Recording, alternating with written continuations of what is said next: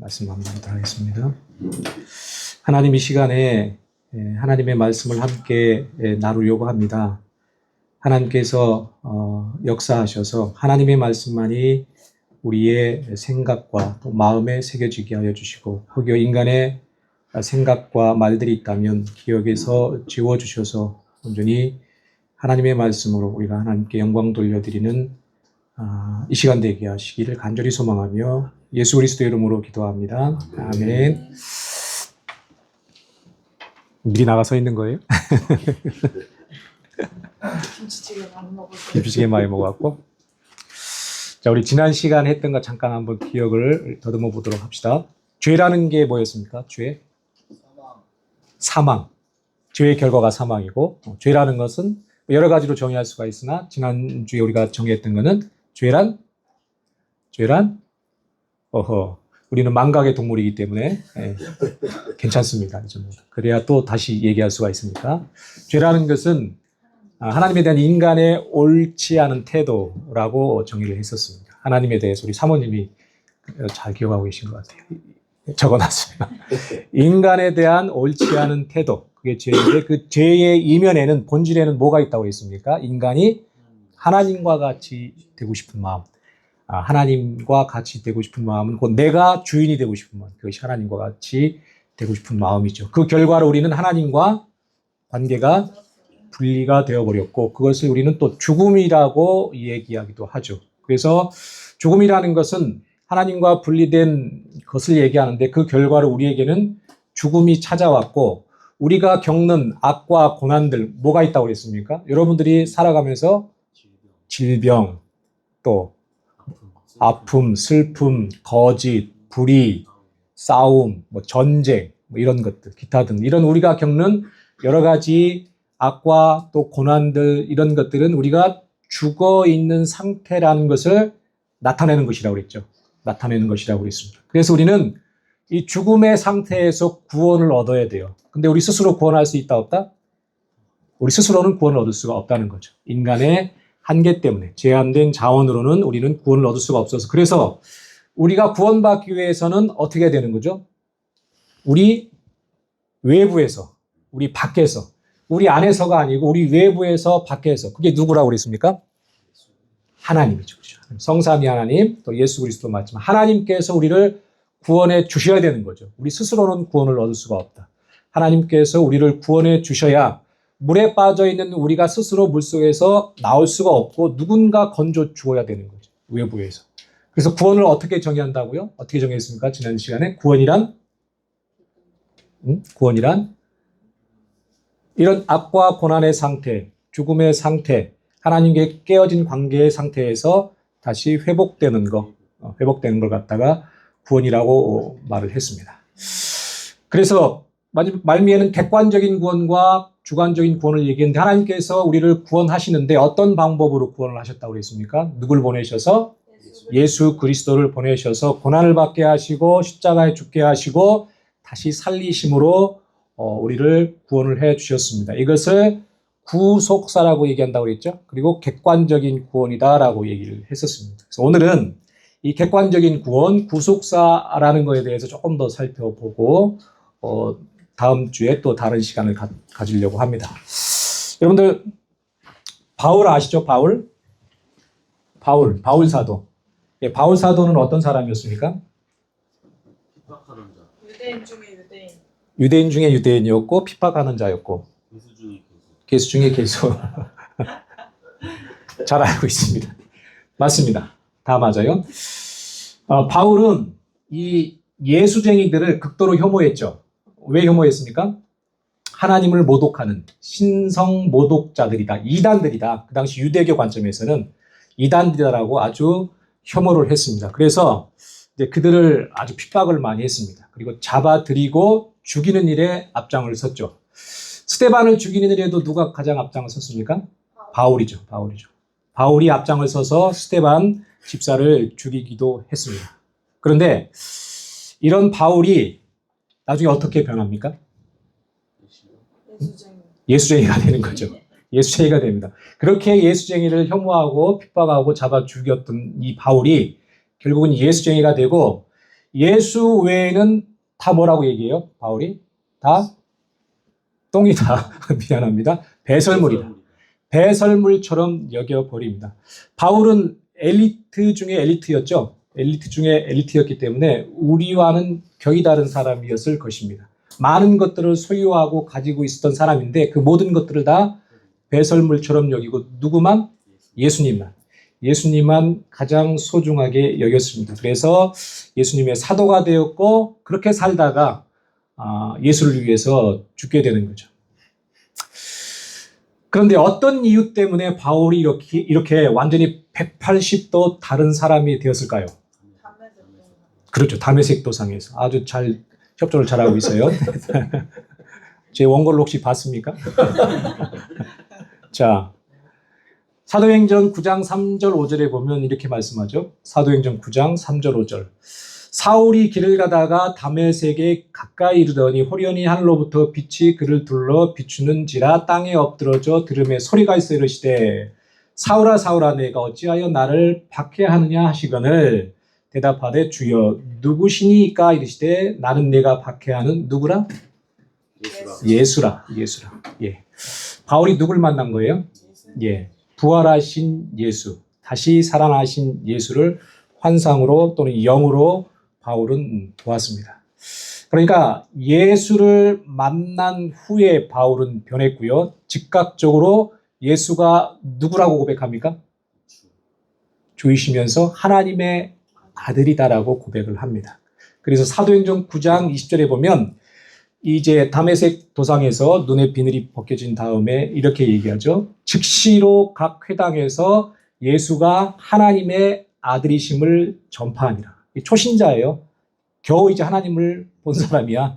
이제 부활하신 예수를 만난 그 즉시로라고 얘기하죠. 예수가 하나님의 아들이다라고 나가서 전파를 하기 시작을 합니다. 무엇 때문에 변했다고요? 부활하신 예수님을 만나고 나서. 야고보라는 사람이 있습니다. 야고보. 예수님의 동생의 야고보. 사도 중에 야고보도 있지만 예수님의 동생 중에도 야고보가 있습니다. 우리 성경에 야고보서는 누가 썼을까요? 바울. 야고보서는 야고보니까 야고보가 썼겠죠. 근데 이 야고보는 사도 야고보냐 동생 야고보냐. 동생 야고보가 썼다는 거죠. 예수님의 동생 야고보가 썼다는 겁니다. 이 야고보는 예수님을 뭐라고 했냐면 미친 사람이라고 했습니다. 예수님 생전에 미친 사람이라고. 왜 그러냐니까 멀쩡하게 돌아다니면서 이상한 말을 해대고 하니까 사람들 모아놓고 얘기하고 하니까 자기하고 같이 생활하던 형이었는데 그래서 이 바울을 이 어렸을 때부터 자랐잖아요. 볼 거 못 볼 거 다 봤는데 갑자기 자기가 하나님 행세를 하니까 뭐라고 그래요? 예, 미쳤다라고 얘기했습니다. 그래서 마가복음 3장 21절에 이렇게 얘기하잖아요.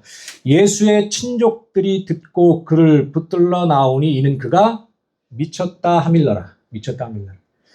동생 야고보는 자기 형 예수를 미쳤다라고 도대체 이해가 되지 않는다고 왜 저러냐고 했던 사람이 야고보였습니다.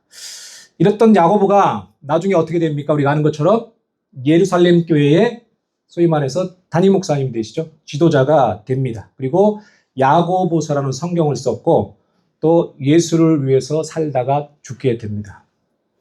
그렇다면 어떻게 야고보는 미쳤다고 했던 사람을 위해서 죽을 수가 있을까? 그게 궁금하잖아요. 야고보 역시 누구를 만났을까요? 예, 예수님인데 그냥 예수님이 아니고 부활하신 예수님. 야고보도 부활하신 예수님을 만났습니다. 자, 예수님은 부활하신 다음에 여러 제자들에게 보이십니다. 근데 누구에게도 보이셨다는 거예요? 동생 야고보에게도 나타나셔서 야고보에게도 보이십니다. 그 말씀이 고린도전서 15장 7절에 나옵니다. 고린도전서 15장 7절에 보면은 그 후에 이렇게 나옵니다. 그 후에 부활하신 후에 몇몇 제자들에게 보이신 후에 그 후에 야고보에게 보이셨으며 이렇게 나옵니다. 야고보에게 보이셨으며 그 후에 모든 사도에게 이렇게 말합니다. 그러니까 모든 사도에게 보이기 전에 누구에게 먼저 보이셨다는 거예요? 야고보에게. 동생 야고보에게 부활하신 자기의 부활체를 먼저 보이셨습니다. 그 부활하신 예수를 보고 야고보가 이분이 미친 분이 아니네. 변한 거죠. 하나님의 아들이구나 이렇게 바뀐 겁니다. 여러분들도 잘 아시는 도마라는 제자가 있습니다. 12제자 중에 한 명이죠.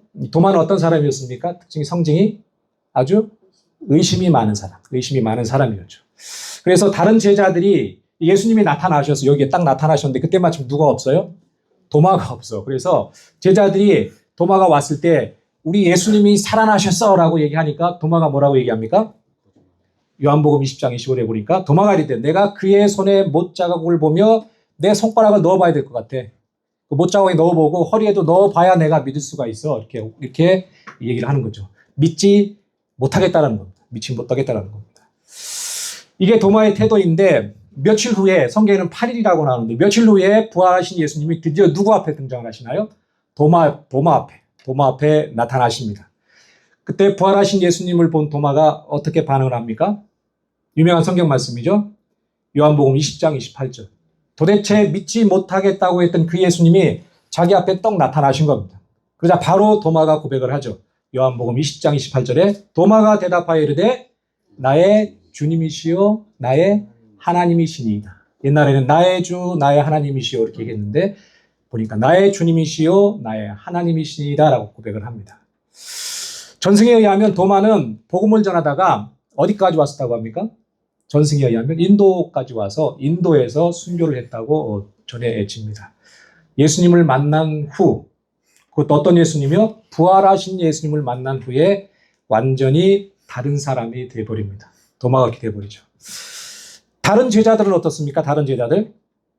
나머지 제자들도 예수 그리스도를 본 다음에 부활하신 예수님을 만난 다음에 다 어떻게 해요?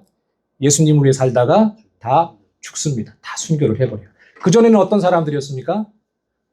다 도망갔던 사람들. 근데 그 예수를 위해서 살다가 다 순교를 합니다. 특히 베드로는 어떻게 죽었다고 전승에 전해집니까? 거꾸로 그렇죠. 나 같은 죄인이 예수님을 3번이나 부인한 내가 어떻게 예수님처럼 같이 죽어? 모양으로 나는 거꾸로 죽어야지. 그래서 거꾸로 십자가에 매달려 죽었다는 그런 전승이 있습니다. 사실 이게 사실인지 아닌지는 모르겠지만 어쨌든지 어떻게 이렇게 제자들이 완전히 다른 사람들이 되었을까? 그 공통점이 지금 뭐가 있다는 거죠? 그 공통점에는 부활하신 예수님. 그냥 예수님이 아니고 부활하신 예수님을 만난 것입니다. 부활하신 예수를 목도하고 만난 것이 제자들의 변화의 원인이다. 이렇게 설명을 할 수가 있는 것이죠. 자, 그렇다면 제자들에게 예수님의 부활은 어떤 의미가 있는 것일까요? 도대체 부활이라는 것이 제자들에게 어떤 의미가 있기에 이렇게 180도 완전히 다른 사람들이 일순간에 되어버릴 수가 있을 것일까요? 궁금하지 않습니까? 안 궁금해요? 안 궁금해도 상관은 없지만 저는 궁금했습니다. 보니까 이 부활이라는 것은 증거입니다. 증거. 확실한 증거. 그것도 그냥 증거가 아니라 확실한 증거. 부활하신 예수님을 만난 제자들은 예수님이 누구라는 것을 확신하게 되는 거예요. 하나님의 아들. 이분이 그리스도구나. 구원자구나라는 것을 이제 확신하게 되는 거죠. 나의 구원자, 나의 메시아, 나의 그리스도. 하나님의 아들. 하나님의 사람 되신 분이구라는 것을 긴가민가한 게 아니라 확신하게 되었다는 거예요. 마음에 새겨졌다는 겁니다. 빼낼 수 없을 정도로. 그런 확신이 제자들에게 있었습니다. 예수님을 따랐던 제자들은 예수님을 따라다니잖아요. 3년 동안. 예수님이 옛 다윗 왕조의 영광을 회복할 분으로 그렇게 기대를 했습니다. 그런 메시아. 유대인들은 메시아를 기다렸잖아요. 기다렸는데 예수님이 나타나셨을 때 어떤 메시아로 이 사람들은 생각을 했냐면 옛 다윗 왕국의 영광을 다시 회복할, 재건할 메시아로 기대하고 기다렸다는 겁니다. 이 말은 예수님을 어떤 분으로 보았냐면 정치적인 메시아, 또 군사적인 메시아로 그렇게 기대를 했다는 거죠. 그런데 이 메시아가 십자가 위에서 어떻게 됩니까? 죽어버리는 거죠. 그러니까 그들의 믿음과 정치적이고 군사적인 메시아였지만 그렇게 3년 동안 그걸 기대하고 믿고 따라다녔는데 그 믿음과 기대가 산산조각이 나 버린 거죠. 그런데 그 예수님이 다시 살아나셔서 자신들 앞에 나타난 것입니다. 이제 그때 부활하신 예수님을 보고서 제자들에게는 뭐가 생긴 거라는 거예요? 확신이 생겼다는 겁니다. 아, 이분은 그리스도가 맞구나. 이분은 하나님의 아들이 맞구나. 우리의 구원자가 맞구나 하는 그런 확신을 제자들이 이제 갖게 된 것이죠. 이런 확신 때문에 그들은 목숨을 내걸고 예수 그리스도를 전하고 전파하기 위해서 자신들의 목숨을 내는 거죠. 이분은 하나님의 아들이다, 구원자다, 그리스도라고 이렇게 담대하게 외칠 수가 있었던 것이. 이런 확신이 없으면 어떻게 그럴 수가 있겠습니까? 그렇죠? 그런 확신이 이들의 마음의 중심에 들어왔기 때문에 그들은 이전과는 완전히 다른 그런 사람들이 되어버린 것입니다. 그러니까 당시 제자들에게, 요즘은 이거죠. 제자들에게 예수님의 부활은 예수님이 하나님의 아들이다, 예수님이 메시아다, 그리스도다, 우리의 구원자다라는 부인할 수 없는 증거가 됐다는 거죠. 확실한 증거가 됐다는 거죠. 어느 정도 틀린 얘기가 아닌 것 같죠, 그렇죠? 예. 그렇다면 부활이 왜 하나님의 아들이라는 부인할 수 없는 증거가 될까요? 제자들이 그렇게 믿었다는 거잖아. 아, 부활하신 예수님을 보고 이분은 진짜 하나님의 아들이네라고 이 사람들이 확실히 믿게 되었는데 왜 그러냐는 겁니까? 부활이 무엇이기에 이 제자들이 하나님의 아들이라고 부인할 수 없을 정도로 확신을 갖을 수 있는 증거가 되느냐는 겁니다. 왜 그럴 것 같아요? 상무꾼? 응? 먼저 나왔어. 사람은 다시 살아날 수 없지. 그렇죠. 사람은 다시 살아날 수가 없으니까. 그것도 뭐 틀린 말은 아닙니다. 맞는 말이죠. 또 괜찮아요. 예수님이 공생할 때 계속 말씀하셨기 때문에. 내 원고 봤어요? 그럼 뭐 그러니까 한 성령 안에 있어서 그런가? 우리 상범이가 얘기한 것도 맞는 얘기예요. 근데 제가 원했던 대답은 우리 아연자매 투시력이 있나 뭐 좋습니다. 이 제자들이 부활하신 예수님이 하나님의 아들이라고 확신할 수 있었던 것은 예수님의 그동안의 가르침 때문에 그렇습니다. 가르침 때문에. 자, 예수님은요, 공생의 기간 동안에 제자들에게 자기가 누군지, 왜 이 땅에 왔는지, 무슨 일을 할 건지에 대해서 반복적으로 가르치셨습니다. 그 가르침을 요약한 구절이 마가복음 10장 45절입니다. 같이 한번 찾아봅시다. 이거 우리 아연자매 대단해요. 마가복음 10장 45절. 막열레오.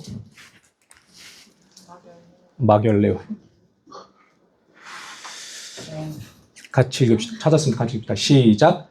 인자가 온 것은 섬김을 받으려 함이 아니라 도리어 섬기려 하고 자기 목숨을 많은 사람의 대속물로 주려 함이니라. 예.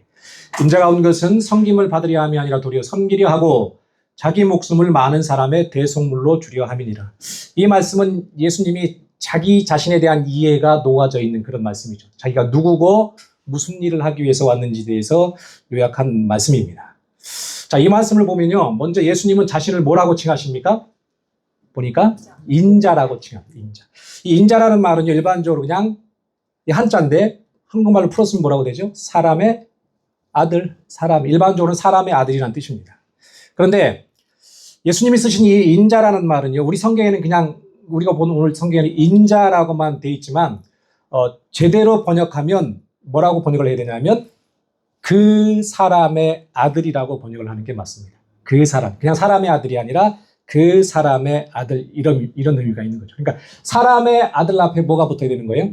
그라는 지시관사, 영어에서는 정관사라고 얘기하죠. 정관사. 그래서 영어로 표현하면 뭐가 되는 거예요?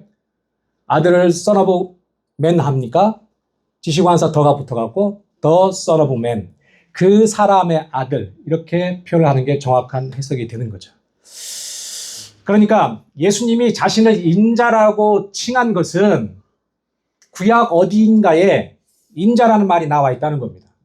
그리고 그 인자가 누구인지에 대한 설명이 나와 있는데 구약에 나와 있는 그 인자라는 거예요, 본인이. 예수님 자신이. 그냥 인자가 아니라 구약 어디인가에 인자가 나와 있고 그 인자가 누구인지에 대해서 설명을 하고 있는데 내가 바로 구약 어디인가 나와 있는 그 인자야. 그래서 더가 붙는 겁니다. 그 인자. 그런 뜻입니다. 그렇다면 구약 어디에 그 말씀이 있을까요? 여러 군데가 있을 수가 있겠으나 다니엘서 7장 13절 한번 보시죠. 다니엘서 7장 13절.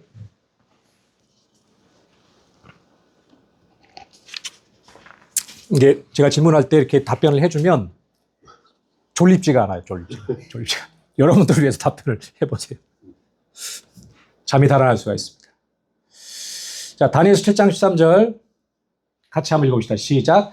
내가 또 밤 한상 중에 보니 인자 같은 이가 하늘 구름 타고 와서 예적부터 항상 계신 이에게 나아가 그 앞으로 인도되매. 내가 또 밤 한상 중에 보니 인자 같은 이가 하늘 구름을 타고 와서 예적부터 항상 계신 이에게 나아가 그 앞으로 인도되매. 이 말씀을 보면 인자 같은 이가 하늘 구름을 타고 온다고 합니다. 하늘 구름을. 근데 인자 같은 이라는 말은 이 말씀을 보면 그냥 사람같이 생겼다라는 그런 뜻이에요. 사람같이 생긴 사람이 이런 뜻입니다. 사람같이 생긴 사람이 구름을 타고 온다는 것은 신적인 존재라는 뜻입니다. 신적. 사람같이 생긴 존재가 구름을 타고 왔다는 것은 신적인 존재가 구름을 타고 왔다 이런 뜻인데 왜 구름을 타고 왔다는 것이 신적인 존재냐면 이 성경을 보면 구름이 나타날 때마다 등장하는 분은 누구예요? 하나님이에요. 하나님이 나타날 때 구름이 나타나는 현상이 있습니다. 천사나 사람들이 나타날 때 구름이 등장하지는 않아요. 그래서 이 다니엘서 7장 13절에서 인자 같은 사람이 구름을 타고 왔다라고 하는 것은 결국은 사람같이 생긴 신적인 존재가 이 땅에 구름을 타고 온다, 왔다. 그런 의미로 해석이 되는 겁니다. 오셔서 무엇을 하셨다는 거예요, 이 존재가? 다니엘서 7장 13절 이후에 보면 이 신적인 존재가 오셔서 무엇을 하시냐면 세상을 종말에 다니엘서 7장 우리가 몇 번 살펴봤는데 종말에 관한 이야기인데 종말에 세상을 심판합니다. 그 다음에 영원한 나라를 세웁니다. 이 신적인 존재가. 그 다음에 뭐예요? 왕으로 등극을 합니다. 그렇다면 이분이 누구예요? 그리스도 예수를, 그리스도를 얘기하는 거예요. 이 당시는 다니엘서는 예수라고 얘기할 수가 없으니까. 그러니까 종말에 나타나서 세상을 심판하고 영원한 나라를 세우고 왕으로 등극하는 존재가 곧 메시아 그리스도인 거죠. 그죠? 이 얘기를 지금 다니엘서 7장에서 얘기를 하고 있는 겁니다. 그러니까 예수님이 지금 주장하는 거는 다니엘서 7장 13절에 나오는 그 인자가 누구라는 거예요? 본이라는 거예요. 자신이라는 거예요. 신적인 존재, 그러니까 하나님의 아들이, 내가 신적인 존재, 그 하나님의 아들이다. 다니엘서 7장에 말하는 그 신적인 존재, 하나님의 아들, 종말에 와서 세상을 심판하고 영원한 나라를 세우고 그 다음에 왕으로 등극할 그 신적인 존재, 곧 하나님의 아들, 곧 내가 그리스도다라고 주장을 하는 겁니다. 예수님은 생전에 자기가 직접 내가 그리스도야라고 얘기를 하지는 않으셨습니다. 이런 식으로 예수님은 표현을 하시는 거죠. 나 하나님의 아들이라고 직접적으로 표현을 안 하셨어도 이런 식으로 자기가 메시아고 그리스도고 하나님의 아들이라는 것을 던지시는 거죠. 얘기를 하시는 거죠. 그런데 예수님께서 이렇게 자신이 그리스도의 하나님의 아들이라고 말씀을 하셨는데 제자들은 예수님 생전에 이 예수님의 말씀을 믿었을까요? 안 믿었을까요? 네. 반만 거 어느 정도 빙고 어느 정도는 믿었던 것 같아요. 어느 정도. 왜냐하니까 예수님이 바다를 잔잔케 하잖아요. 그죠? 그 다음에 오병이어로 몇 명을 명해요?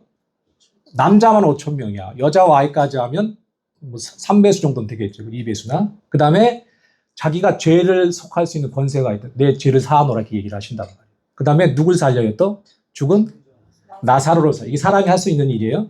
그러니까 제자들이 이분은 누구시기에 이런 일을 하시지? 그러면서 이분이 메시아가 맞는가 보다. 그리스도가 맞는가 보다라고 어느 정도는 믿고 기대를 했다는 거죠. 그죠? 물론 지금 우리가 알고 있고 예수님이 말씀하신 그런 메시아하고는 조금은 결이 다른 거지만 자기들 나름대로는 메시아하고 그리스도라고 그렇게 믿고 기대를 했다는 거죠.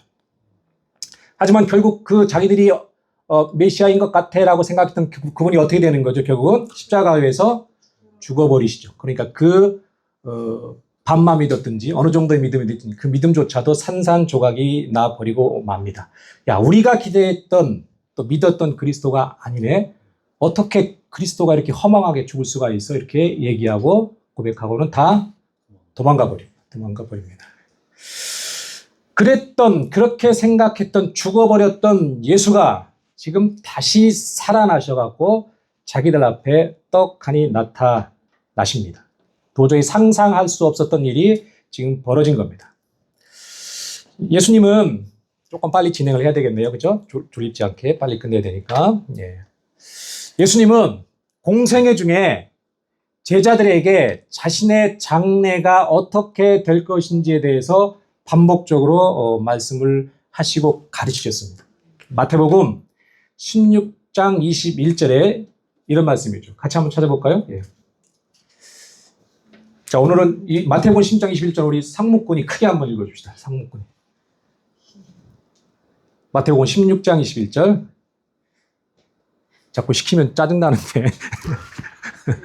때로부터 예수 그리스도께서 자기가 예루살렘에 올라가 장로들과 대제사장들과 서기관들에게 많은 고난을 받고 죽임을 당하고 제3일에 살아나야 할 것을 제자들에게 비로소 나타내시며. 오케이, 감사합니다.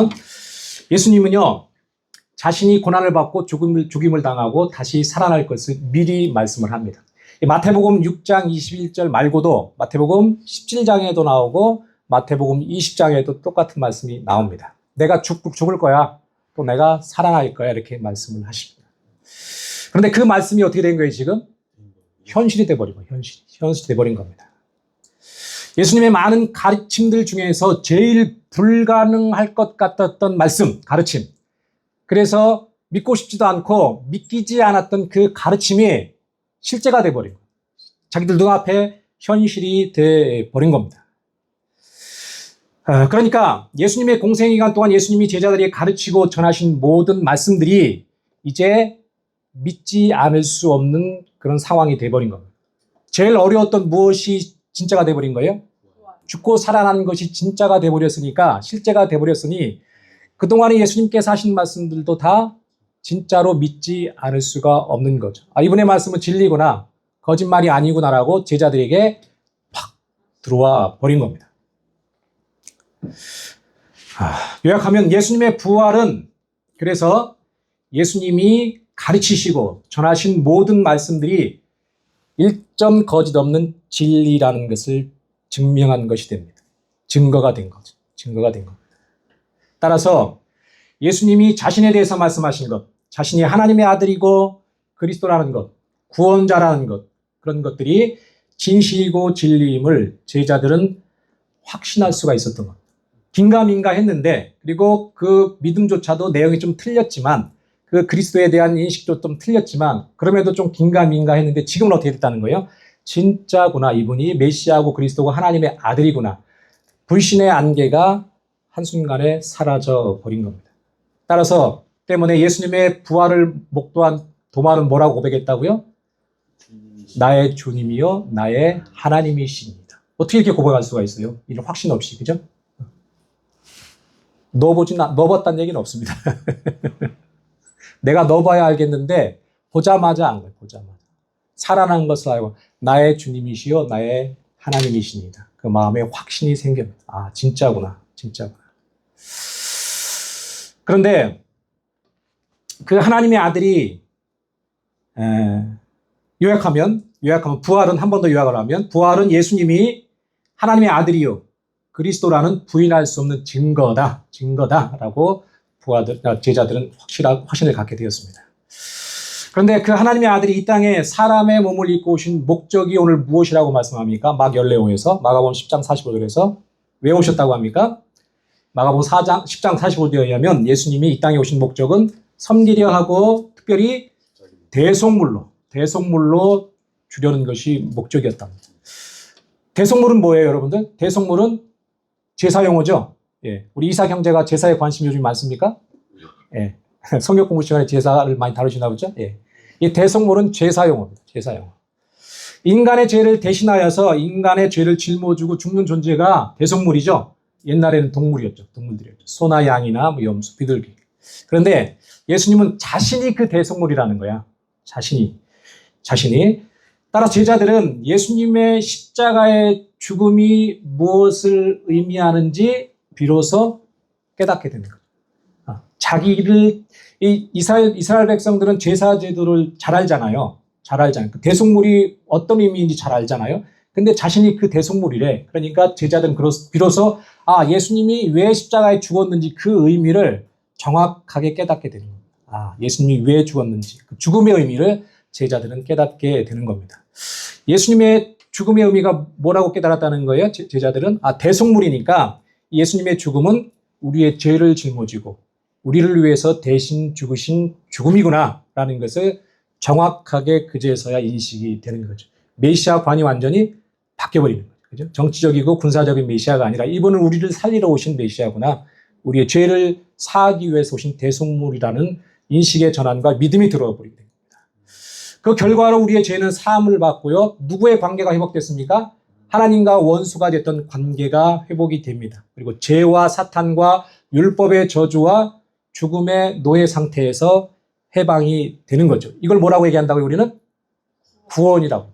구원. 그러니까 제자들은 비로소 자기들이 구원받았다는 것을 알게 된 겁니다.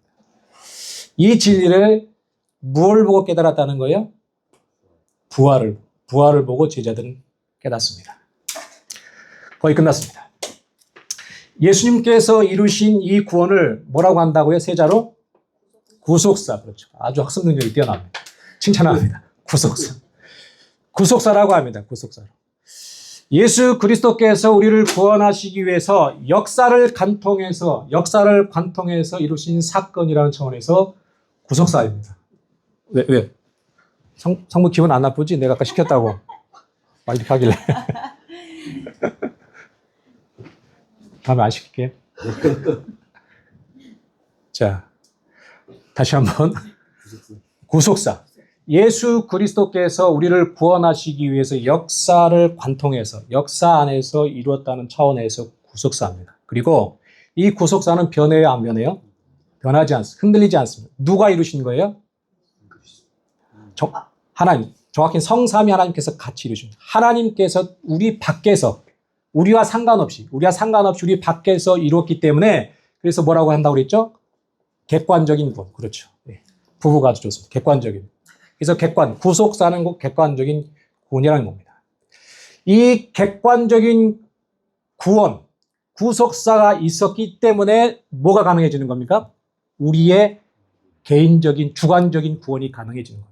우리가 아무리 구원을 받고 싶어도 이 예수 그리스도의 구속사가 없으면 우리는 구원을 받을 수가 없는 겁니다. 이 객관적인 구원 사건을 받아들이고 믿는 자에게 구원이 주어지는 겁니다. 정리를 하면 이제 마지막 정리입니다. 예수님의 제자들은 예수님의 부활을 통해서 예수님의 모든 가르침이 뭔 걸 알았다? 진리인 걸 알았다. 부활을 통해서. 그만큼 부활이 중요합니다. 그리고 그 가르침의 핵심이 뭐라는 거예요? 예수님은 누구라는 것? 하나님의 아들, 그리스도, 구원자라는 것. 그리고 예수님의 죽음은 무엇으로서의 죽음? 대속물로서의 죽음입니다. 하나님의 아들이 우리의 죄를 사하기 위해서 죽은 것이 예수 그리스도의 죽음이란 그 가르침이 예수님의 가르침의 핵심이다. 이 진리를 깨닫게 된 제자들은 비로소 이전과는 완전히 다른 사람이 되어서 다른 삶을 살게 되는 겁니다. 오직 누구를 위해 살아요? 하나님을 위해서, 예수 그리스도를 위해서 자기의 목숨도 기꺼이 아끼지 아니하고 사는 그런 삶을 살게 되는 겁니다. 우리는 어때요? 저는 여러분은 어때요라고 물어볼 수가 없어요. 양심상. 우리는 어떻습니까, 여러분? 우리는 어떻습니까? 이 구속사를 통해서 내 안에 구원이 들어와야 그런 삶을 살 수 있게 되는 겁니다. 그런 삶을. 이게 이제 내 안에 들어오는 그것을 우리는 구원서정이라고 얘기합니다. 다음 주부터 조금씩 해 나갈 건데, 부르심, 중생, 믿음, 회개, 칭의, 성화, 양자, 또 뭐가 있습니까? 성도의 길인 영화. 이게 구원의 서정인데 그 의미를 하나씩 보고 또 알아보기를 원합니다. 그래서 내가 지금 내 안에 예수 그리스도의 구속사가 들어와 있는지 이 작업을 우리가 하자는 거죠. 이 예수 그리스도의 구속이 우리 안에 들어와 있지 않으면 우리가 하는 이 모든 것들은 뭐라는 거예요? 종교적인 노름이 되는 거예요. 종교 노름이 되는 거예요. 그래서 이것이 기본이고 기초입니다. 아무쪼록 우리도 제자들처럼 예수님의 그 구원이 깨달아져서 참 말하기 어렵지만 제자들처럼 살 수 있기를. 그럼 죽어야 되는데 죽는다는 것은 육신의 죽음뿐만 아니라 삶 속에서 죽는 것도 순교입니다. 한순간 한순간 죽는 것이 순교죠. 그렇게 살 수 있는 우리 모두가 되기를 예수님의 이름으로 축복합니다. 아멘.